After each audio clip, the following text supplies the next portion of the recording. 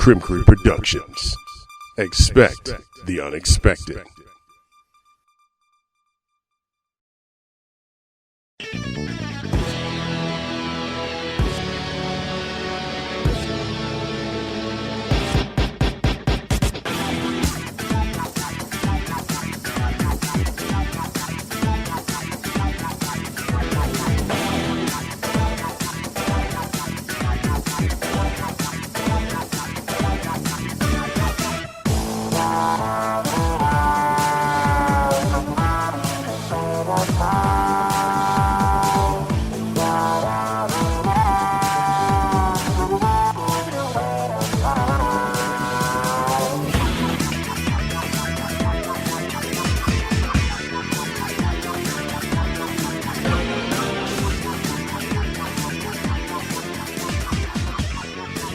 What's up, ladies and gentlemen? This is Antoine Criminal Mosley, and welcome to a brand new episode of The Crim Show, right here on iTunes, my Crimkery Productions fan page, various apps on tablets and on smartphones, of course on Spreaker.com, and of course I'm just everywhere now. First and foremost, before I get into the show, I would just like to say welcome to all you new listeners out there. Thank you for tuning in to what is promising to be a great and interesting episode. If you don't believe me, just sit back, relax, get your popcorn ready, because this one is going to be good. How's everybody doing today on this Wednesday afternoon? It is cloudy. It's gonna be raining. It might not rain today, I don't think. It might not rain. It's been kind of feeling good down here in the state of Florida in the 80s, and heat index came up a little bit, but I got a feeling it's going to get back to being cold very soon. So enjoy it while it lasts. That's all I can say. But of course, you know that this weekend coming up, I think daylight savings time is coming back around, which means on Sunday, you guys got to put your clocks forward, which means you're going to be losing an hour of sleep, which freaking sucks. I mean, I get as much sleep as I can possibly get these days, and quite frankly, losing an hour of sleep would really suck, but you know what? You got to adjust. That's all. But enough about that. Again, everybody strap in. This is going to be a great episode, and I am going to kick things off right now with the University of Kentucky Wildcats college basketball team, who, after last night, survived again, going 30-0 with one more game left in the season, which is this coming up Saturday, I believe, against the Florida Gators, who they played earlier in the year, and they beat them in Gainesville. So that means they have to go to Kentucky to try and knock them off. Now, let me go ahead and say this right off the bat. I posted a very unique status on my Facebook page just last night. I said, and I quote, "If no one else will say it, I will, but only on the podcast." I am a man of my word. You guys are ready for this? How do you like this for a statement? The University of Kentucky Wildcat basketball team has officially become the Florida State of basketball. Everybody's going to be like, why are you calling them Florida State? What did Florida State do? And then you're going to figure it out after 2 seconds and go, oh, right. Florida State did the exact same thing in their playoff run or in their college run as Kentucky's doing right now. The one key word that I keep hearing from both these teams is the S word, and I just said it a little while ago: survive. They have survived countless games this year in order to achieve this 30-0 status. Now, already I know people are going to be sitting here saying to themselves, well, you can sit there and say that they survived all they want, but the bottom line is a win is a win. In a way, yes, I will agree with you there. I will give credit to where credit is due. Big ups to the Kentucky Wildcats for still being undefeated, still at 30-0. You know what I mean? One more game left in the season. No matter what happens from here on out, you guys have secured the number 1 overall seed in the tournament. So no matter what happens, whether you guys go 34-0 after the SEC tournament or you end up losing in the SEC tournament. It doesn't matter. The fact of the matter is that you guys are really showing everybody exactly the same thing that Florida State did in football. You're surviving. You're down a significant amount of points, and then you find a way to get back in the game, not only to tie it, but you take the lead and you never look back. Did you see the run they had against Georgia last night? Honestly, it was nuts. Georgia had them by the ropes, but in the last 9 minutes, these guys put on a 25-8 run. 25-8 run. It's like they turned it on and off like a fucking faucet. Give me a break, okay? If you're going to be a dominant team, and I say this about every team out there that wants to prove themselves to be the absolute best ever, if you want to dominate, if you want to prove to the world that you are that team to beat, dominate in every single minute of the game. Don't sit there and give these guys false hope. You know what Kentucky's saying right now? They're saying, okay, guys, you know what we need to do? This is what we need to do. We need to go in here and let's show everybody a good time. Let's get their hopes up a little bit. Let's give them a little lead, a little advantage at the half. That's all right. But I tell you one thing, once we get there, let them have their little bit of moment of glory, and then we're just going to break their spirit real quick. That is their game plan. That was Florida State's game plan, I guarantee you that, before they got their asses handed to them by freaking Oregon. But I digress from that. Regardless, Kentucky's 30-0. More than likely, they have a 98% chance of beating Florida on Saturday to go 31-0 and finish the season unbeaten. Okay, good. Let's get that out the way. People are all talking about Kentucky and how they're undefeated. What they're not talking about is Princeton, the Princeton women's basketball team, who is also undefeated. But nobody's talking about Princeton. No, the main focus is on Kentucky. They're all saying, forget the women. Well, you know what? I ain't going to say forget the women. I say go Princeton. Go Princeton. I want to see the women, the Princeton women, do what Connecticut has done maybe, 4 or 5 times already? Finish the season unbeaten. I want to see it happen. I'm all for the women. You know what I'm saying? I'm for the women. So to all you women listeners out there, to all you females out there that y'all want to see y'all Princeton girls do it, I'm with you 100% of the way. Let them do their thing. To the Kentucky guys, you know what? I was going to give y'all a little bit of credit. I mean, I gave you credit, granted you're 30-0. I give you the credit. I mean, that the record stands, you know what I'm saying? It is what it is. But let's be real. I'm about to put everybody in their place right here, right now. So, you got that popcorn? Good. Start chewing, because I'm about to drop some knowledge and some science, and maybe throw a little prediction at the same time. Listen up. Now, in college football, we started the college football playoff this year. Everybody was so excited about it and saying, oh, it's different. We're going to have 4 teams to go for 1 championship. You get 2 semifinal games and then the big dance. So in order for you to win the national championship this year, which the trophy looks like shit, by the way, you have to win your semifinal and then win the big dance. So it used to be one and done. Now you have to win 2 games. You got to really prove that you belong there. Did Ohio State prove that they belong there? Hell yes. Were they the ones that needed to be there? Hell no. And Ohio State did not deserve to be in the Final Four because the only way they got it was that 52-0 blowout they gave Wisconsin. That's the only reason they got in. Baylor and TCU obviously are 2 great teams that should have deserved at least one of those spots. They deserve to be there. But, you know, everybody, the whole attention was on Oregon and Florida State.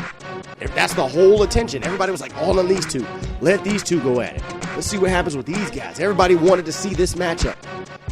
What's going to happen? What's going to go down? Well, we got what we wanted. We got Florida State beat by Oregon, and then Oregon got embarrassed by Ohio State, of all teams. That's that Urban Meyer knowledge right there. So, Let's bring that into college basketball, where there are not just 4 teams trying to win a championship. We're going to have 68 teams in this tournament. And if you don't believe me, the first 4. Because the first round, you're going to have 2 teams fighting for, what is it? You're going to have the 16th seed and I think like 16th seed and like a 13th seed or something like that. They're all fighting for that spot. And then you have the second round, which we go to 64. Okay? 60, what's it like 72, 68 teams, something like that. I can't really do the number off the top of my head right now. But just work with me here. Just work with me here. All right? Just feel me out. Feel me out. Now think of this. Kentucky's 30-0. Let's hypothetically say that they go on to win the SEC tournament, go 34-0, guaranteed that number 1 seed overall in the draft, and they are sitting pretty as the heavy favorites to win it all. Let's just hypothetically put that there. Now, you guys forget, Selection Sunday is right around the corner. Just like the college football playoff, 2 teams that deserve to be in didn't get in. They were on the outside looking in. You've got about 68, 70 teams that are getting into this tournament. All because of their strength of schedule, their records, obviously, key wins, key matchups, and maybe some key losses. That could help them get in the tournament to give them a second chance. So Kentucky gets the number 1 overall seed, right? Okay, we got that locked in. It's locked. Kentucky's got number 1. Who is the selection committee going to put in that same bracket or in that same region with Kentucky? Think about it. Who is going to be in that region? Because that's the region that everyone's going to be paying attention to. Damn the other 3. Damn the other 3. I don't care about the other 3 regions. Well, maybe you will if you do the college, basketball, the tournament, contest, things of that nature, which I will do again this year, the Tournament Pick'em Challenge, which I really want to win. I wonder if Warren Buffett's going to do that $1 billion challenge again to see if anybody's actually going to, what's the word I'm looking for, win every game. But, if he does, hey, Warren Buffett, shout out to you, man. Let's throw that $1 billion up again, see if everybody can do it. I almost did it one year. Anyway. So, we're talking about the region here in Kentucky. Now, this is their spot right here. They think it's going to be just smooth sailing, getting all the way down to the second round, and then the Sweet 16, the Elite 8, the Final 4, and then the championship game. Wrong. I guarantee every single person that's listening to this podcast right here and now that the selection committee is going to find a way to screw Kentucky over. You heard it from me. You heard it from me first. They are going to find a way to screw Kentucky over to guarantee that they don't make the championship. You honestly think that Kentucky's going to have the easiest route to April? It's not going to happen. Matter of fact, I can go on record to say that it won't happen.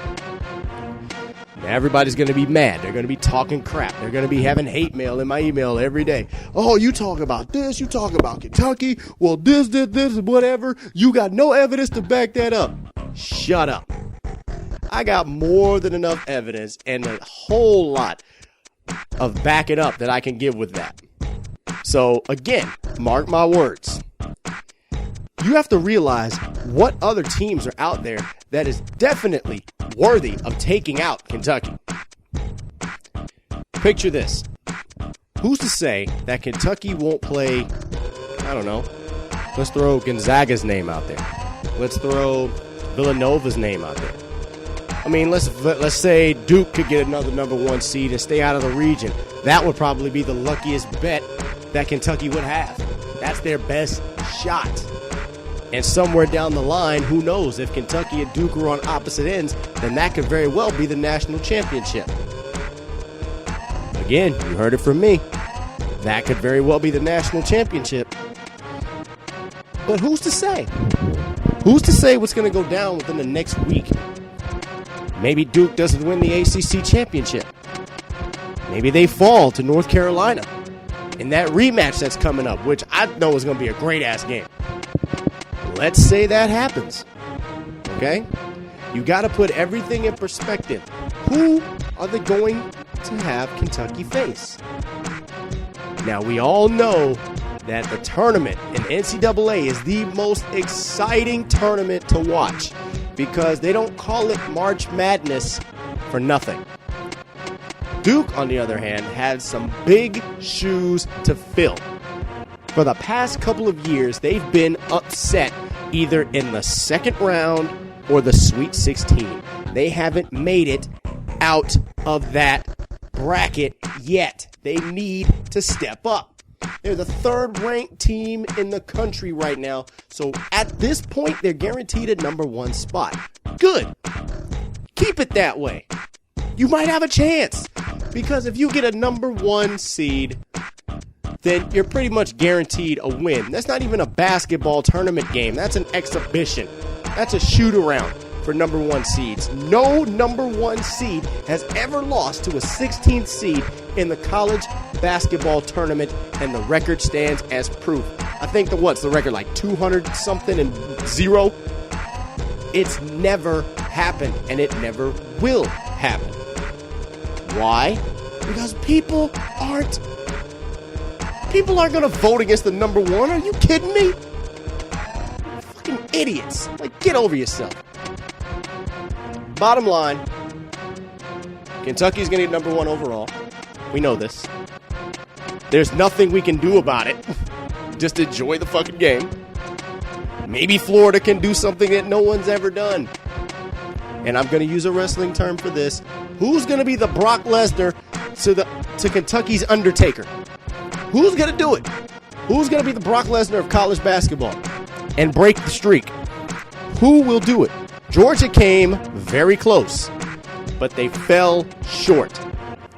Kentucky survived. Again, I hate that word when it comes to sports. They survived. They did this. They did that. Kentucky had 3 or 4 or maybe even 5 games where they had to come back from the depths of hell and find their shining light up above so they can help win the game. Get over yourself, you stupid mother... You know I'm about to say it.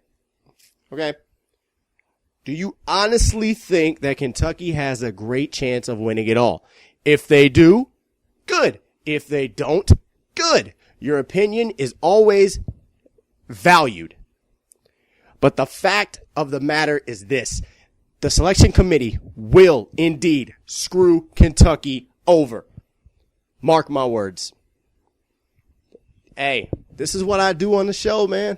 This is the only time where I get to express my feelings in a way that people can understand and they can just, enjoy it. Whether you laugh, whether you're mad, whether you're sad, I don't care what you want to do, but you will be tuned in each and every week for shit like this.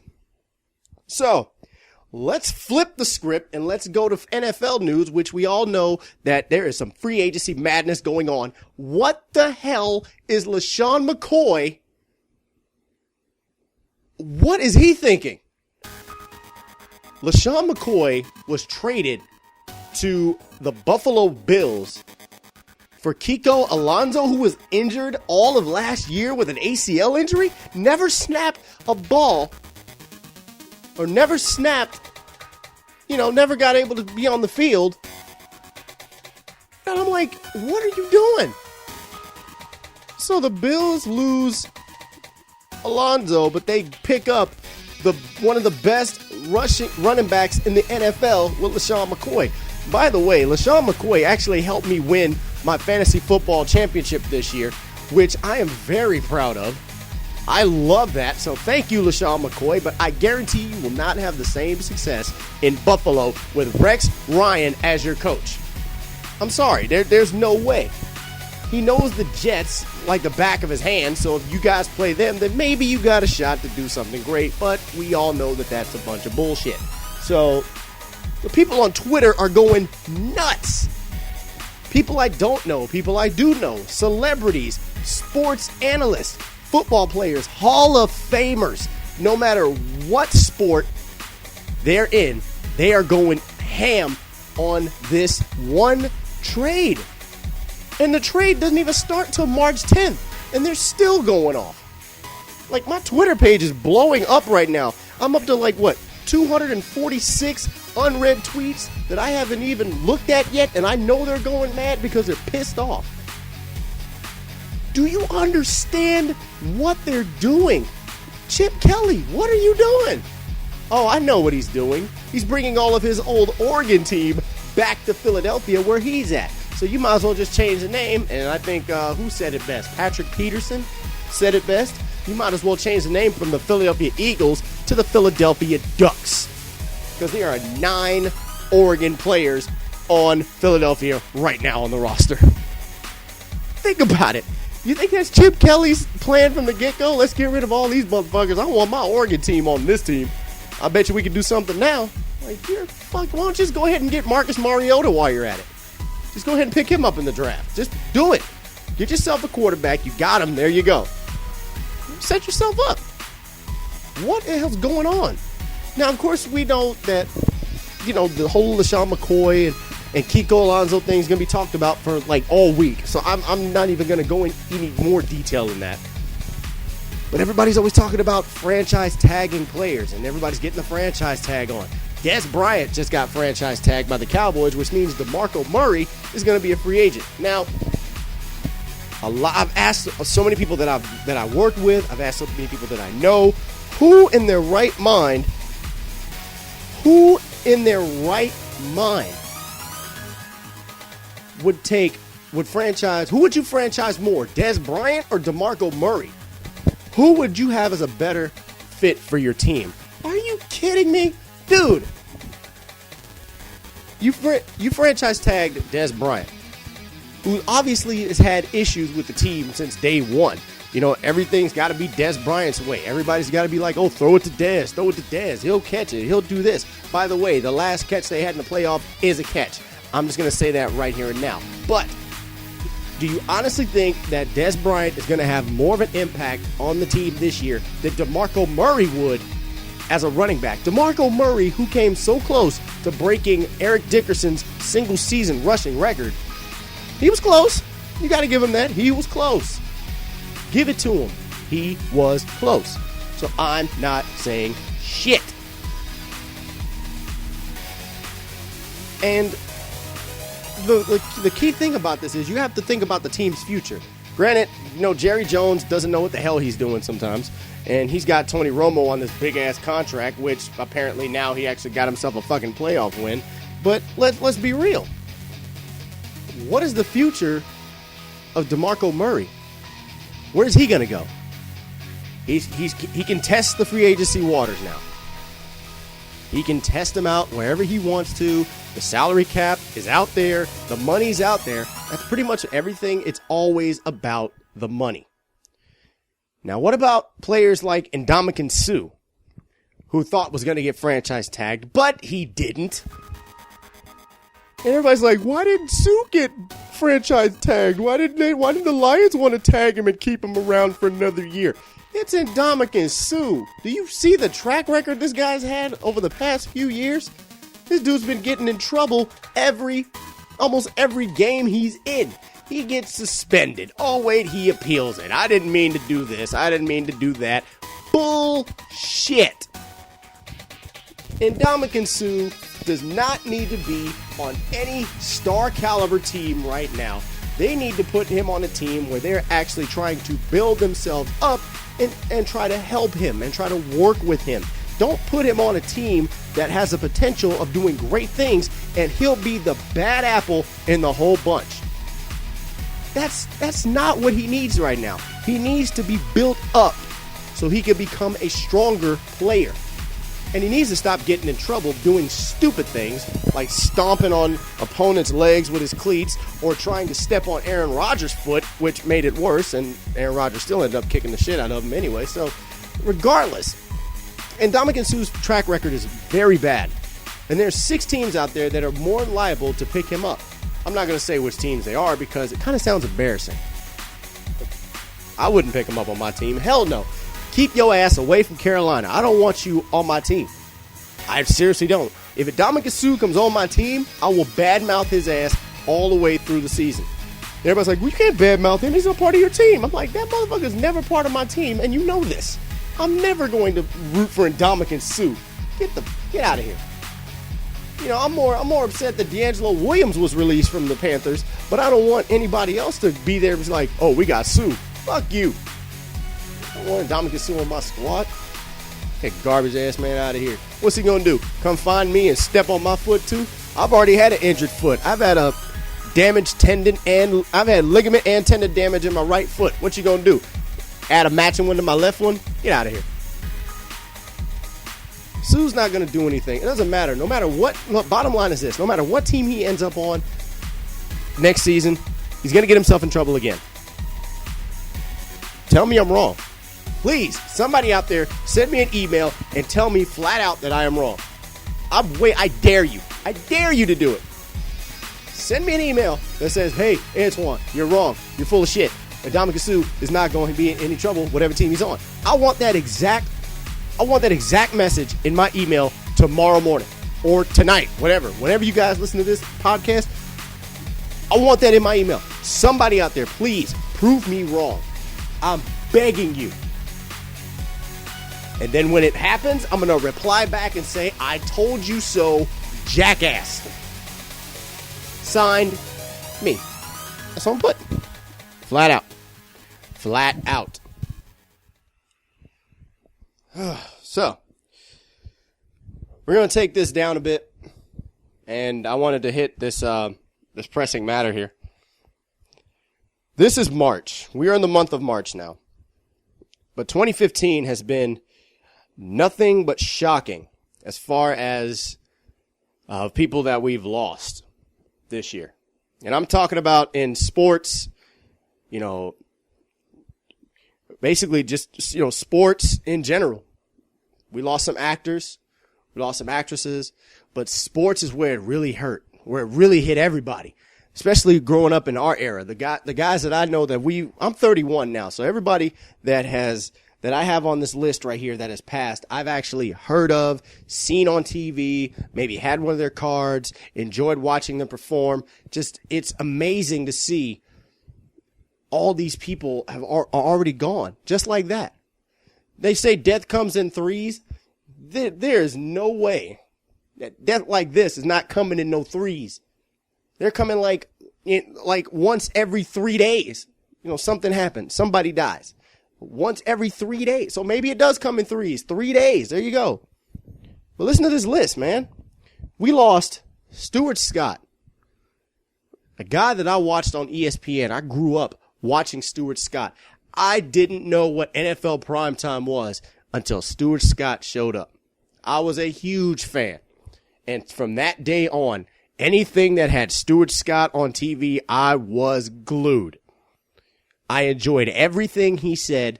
I enjoyed every way he brought his attitude. He brought it to the fans. He brought it to everybody. He enjoyed himself. He lived his life to the fullest. But 7 years battling cancer. Stuart Scott was a true fighter.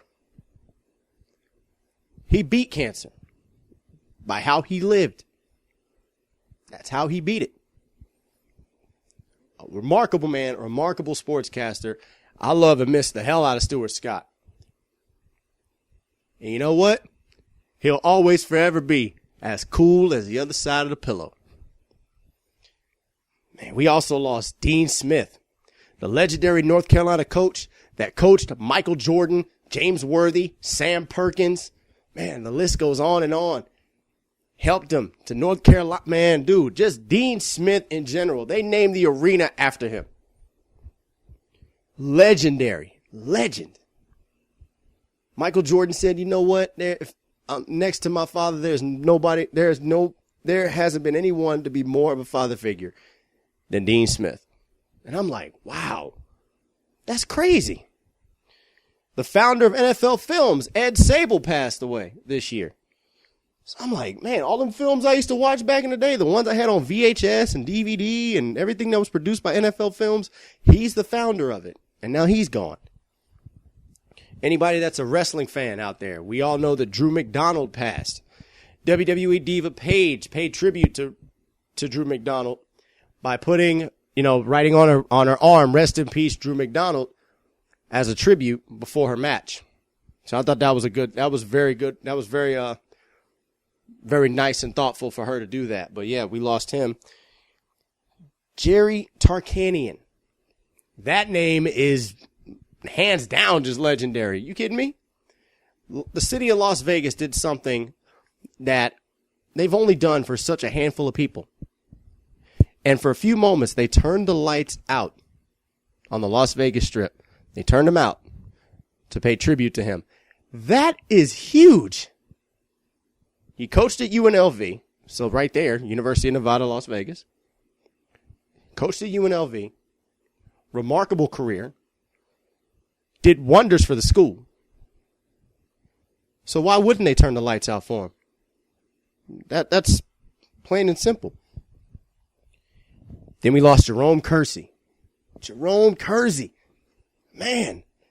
The second when they found out that he died, they retired his jersey and hung it in the rafters. That was quick. You know what I mean? Earl Lloyd. Now, a lot of people don't know who Earl Lloyd is. Let me educate you real quick. Earl Lloyd was the first African-American player to play in the NBA. Let that sink in for a second. First African-American to play in the NBA. And he passed this year. Then we get to the real ones. And when I say real, I mean real.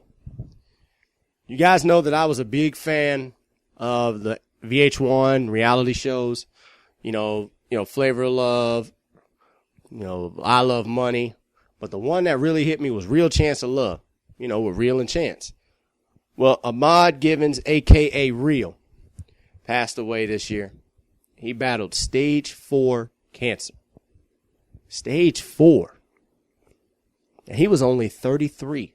33 or 34, I believe. That is way too young. Gone way too soon. The feelings everybody had for him were real. That's probably why he got the name. And then we lost Anthony Mason. Mace. Man.